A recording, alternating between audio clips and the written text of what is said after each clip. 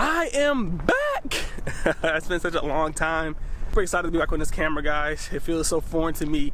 But yeah, I'm back. I'm back with consistency. I'm back with a lot of updates. I'm back with news, information, tips, and tricks. And yeah, maybe daily vlogs or semi-daily vlogs. Super excited to be back. So I know I just like totally killed that scene and I had a lot of energy.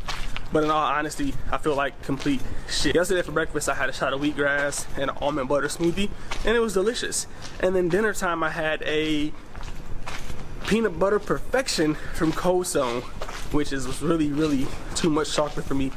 The thought of thinking about it just makes me sick all over again. Anyway, the combination of those two things decided to empty me out, and it's like a little after 2. I'm running on no food, no energy. I am extremely tired.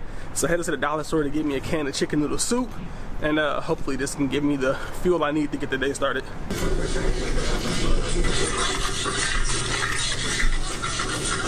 Yo, the can's so much shorter now.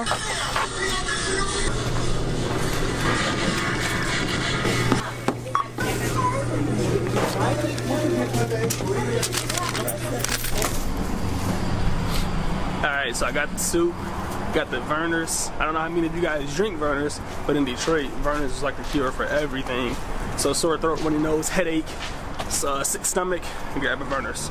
Anyway, I'm about to go back in the house, prepare this, and I got about 3 hours to knock out everything on my checklist.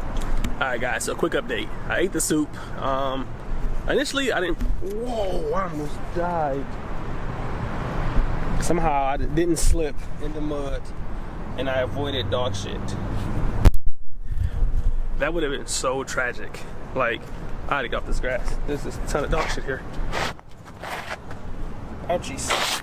Right, back to my update. So, I ate the soup and I felt a little bit better. Obviously, I still got some things to work out in my inner bodies. But yeah, man, I was literally exhausted and now I got like a little bit of energy. So what I'm doing right now is headed to Bamboo, Detroit, which is like a little collective like sharing space here in the city, and I'm going to record my Q&A video. So I've been asking you guys for a little while to ask me questions on Twitter, Instagram, all that good stuff, and yeah, finally gonna get to those answers. What's up, man?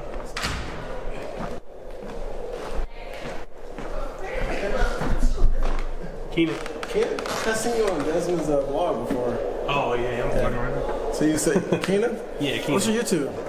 KeenanRIVALS. Alright, I got you, bro. Yeah. Thanks. Hit the subscribe button, man. Yeah, I got you. Alright, so I'm almost like 1000% sure that I'm not supposed to be in this area. It's like docked off for private desk and things like that, but if we're quick, it shouldn't matter. I've been promising you all the Q&A. I've been flooding your Twitter, your Instagram, your email, just kind of have, you know, asking you guys to ask me questions. The questions could have been about anything: photography, street photography, freelance, portraits, my health, what my favorite movie is, or whatever. So first and foremost, I want to thank those who took their time out of the day to ask the question. And secondly, I just want to jump right into this video. So yeah, so the first question is from a good online friend of mine. His name is Fabian. And maybe I'm not a good online friend because I'm not 100% sure how to pronounce his name. So if I butchered that, I'm sorry, bro. You know, I salute you. Why do you enjoy street photography so much? Mainly just because it's, I don't know. I guess because honestly, I can just like kind of adapt to certain people. Like when I'm on the streets and I see somebody walking, let's say they're coming out of work, it's windy, their hat's blowing, and I take that picture, I'm able to like make my own story up with them. You know, it's a collaborative effort, but it doesn't force me to have like a partner or a model or, you know, somebody else who's in on the idea. It's just like me taking pictures and I'm able to create at my own pace, if that makes sense. I also really like it just because of the rarity in the moments. You know, they can't be replicated, they can't be reproduced. If you look at like a lot of big Detroit photographers, you'll see similar landscapes and similar shots, and with street photography, it's kind of a one and done moment. So once I capture that moment, it's pretty hard to go back and capture it. So I just like it for the challenge, and it just speaks to me. You know, like I said, I relate with those people, and it's just a lot of fun, and you never know what to expect, so it always stays fresh. Next question comes from Sophia. At what age and why did you become interested in pursuing photography? Did you go to college, and what was your major? I went to college right after high school, Sophia. It wasn't like me going because I wanted to major in something or be great at something. It was just kind of what my family expected and what was like the current routine then. I went to community college and I think I majored in business, but I only went for like a year and a half. I did really well though, like 3.0 or 3.2 or something along those lines, but ultimately it just wasn't something that I was interested in. I was always interested in starting a business, but I knew deep down inside that college, I didn't need college to do that. So I kind of just stopped going after my second semester. In terms of photography, I pursued it just kind of off a hunch. I think someone asked a question that's a little more precise, and I'll be able to get into that. But it wasn't like I wasn't a creative from birth. It wasn't something my grandfather passed down to me. I think at the time that I decided to do so, I was 19. It was really just because I was kind of in this creative bubble around people who were doing like music and art, and I was just like, yo, I don't have any of those talents, but I desperately want to be a part of this group. And my response to that was, well, I can just photograph them. You know, I can document them. And that goes back to, you know, one thing that I say, one thing that Gary Vaynerchuk says, and it's document, don't create.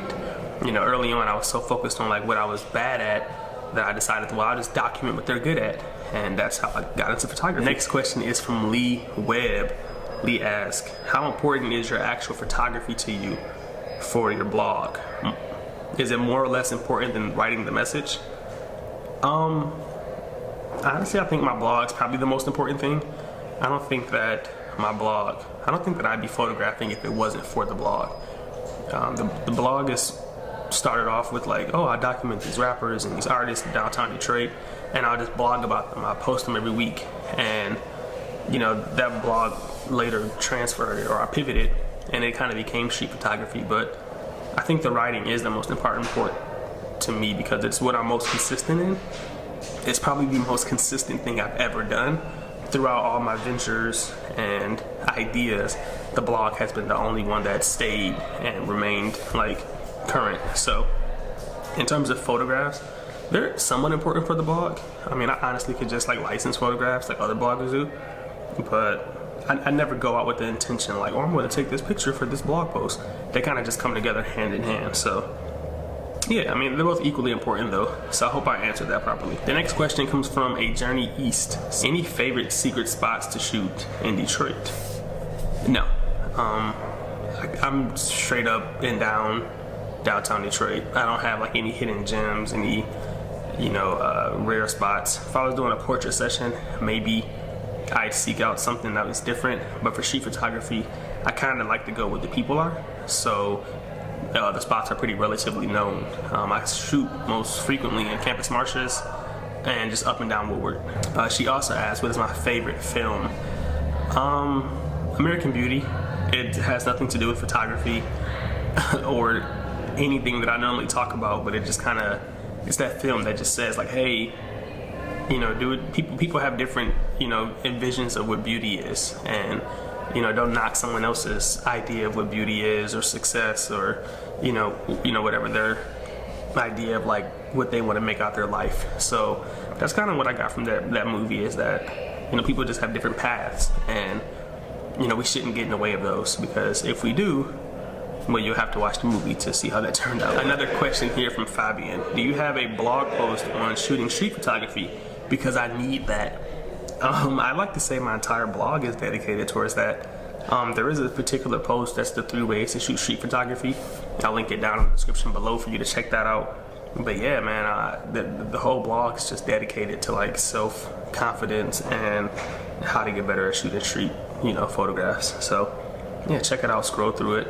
I'm actually working on a Start Here page, so that should kind of help you figure out exactly where you want to go. So if you want to do street portraits, I'll have an article for that. If you want to do candid, I'll have an article for that. So yeah, be on the lookout for that. It should be up sometime next week. The next question is from Eiley, I believe. Eiley Mar 88.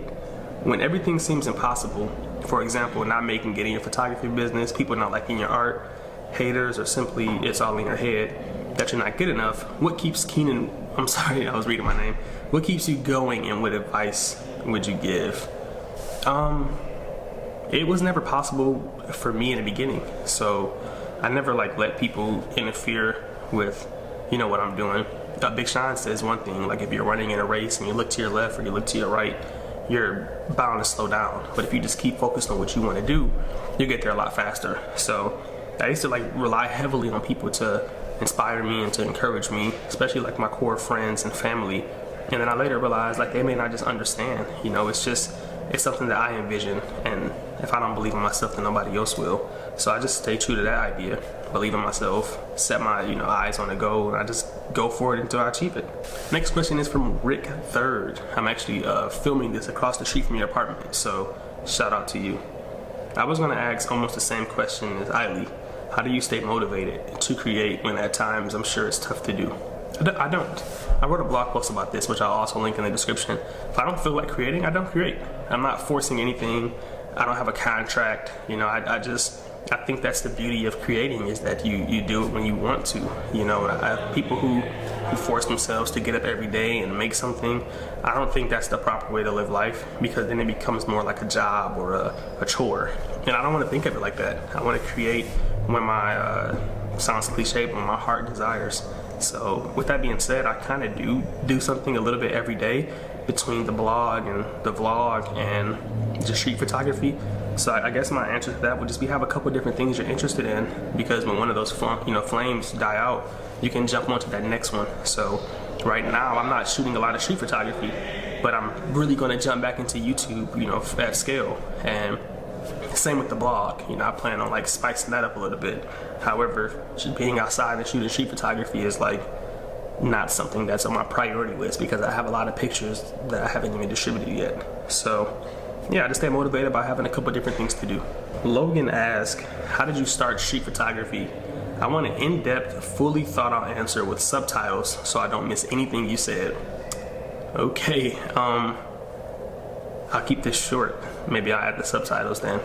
I started street photography just because I was in a 9-to-5 type of job, and it was a high rise, and we were able to look out the windows the entire time, and I just wanted to go outside so bad. I was just like, yo, there's so much happening out there that I can't get to. You know, at the time I was a photographer, like I had a camera, but I wasn't actively taking pictures like that. But I'd see people like getting married at Hart Plaza. I'd see like so many weird moments up and down Jefferson, and I would just kept thinking like, yo, if I was out there right now, I could be capturing that. So instead of eating at lunch, I just start bringing my camera to work, and at lunchtime I just start going out and just taking pictures. And yeah, that's how it started. You know, it was easy for me. It was simple. It made sense, and it was something that got me through the day. So I hope that was thought out, and the answer was so long that I decided I'm not going to do subtitles. I'm sorry. The next question is from My Life as Jacques R10. Sorry, dude.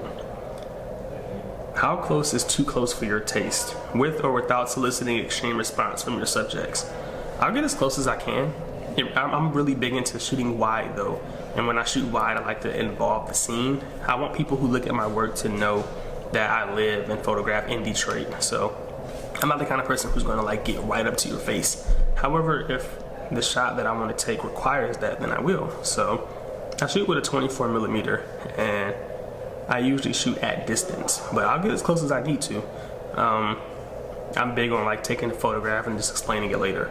You know, if someone gets mad, hey, my bad, I'm sorry, just wanted to get this shot.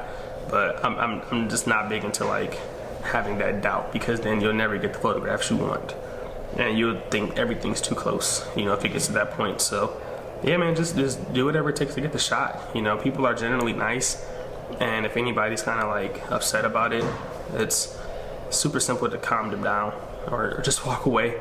I use it like headphones most of the time. You know, somebody's like shouting at me and I can't say, hey, relax. I just walk away and pretend like I didn't hear them or something. So yeah, you don't want to bother people, but get the shot. And the last question is from This Is Tosa. How do you know when the perfect shot is coming your way? What is your decisive moment to click that shutter? Much love, Keenan. I don't. I believe in taking bad photographs all day. I just kind of shoot whenever I feel that gut feeling. When I know something is a really good shot, it's often that my mind is like, hey, don't take that shot, that guy's gonna be pissed. Or, you know, whenever I get scared, I know that I have to take the shot. So that's how I go for that. In terms of the decisive moment, I'm not big into like the whole walk into my frame kind of thing. I just kind of shoot moments. You know, I'm big into letting my self be involved in the picture, meaning that people's reaction in my photographs are ultimately because of like my interaction with them, whether I'm getting too close or they're like, why are you taking that picture? And I kind of photograph that. So whenever you have a gut feeling or itch or a scratch, or you think to yourself, oh, I'll get this shot next time, then that's the decisive moment. And also, you know, we're in a digital world, so snap away. You know, you don't have to, every picture doesn't have to be a fantastic moment. You know, it can just be, oh, I thought this would look cool. And if it does, awesome. And if it didn't, then, well, you know, you try it again later. So, you know, I think the whole decisive moment thing was big in the film era. And, you know, I know a lot of us like to be like great. And, you know, we think that every photograph is going to be a gem. But that's not how I personally think. I just photograph what I like, and I try to capture the moment my best, you know, best as I can. If it comes out great, then I use it, and if it doesn't, then I throw it away. All right, guys, and that's the end of the Q&A. Thanks for asking those questions. It took me a long time to get those, but I appreciate those who supported me in this. I hope this was an informative video. It was just something to kind of get me back, like, out there and get my feet wet, because I haven't done this in so long, and I feel pretty comfortable, you know. It wasn't as foreign to me as I thought it was going to be. So be looking out for more videos. I'm going to be doing at least 3 a week. So yeah, I'll catch you guys later. Peace.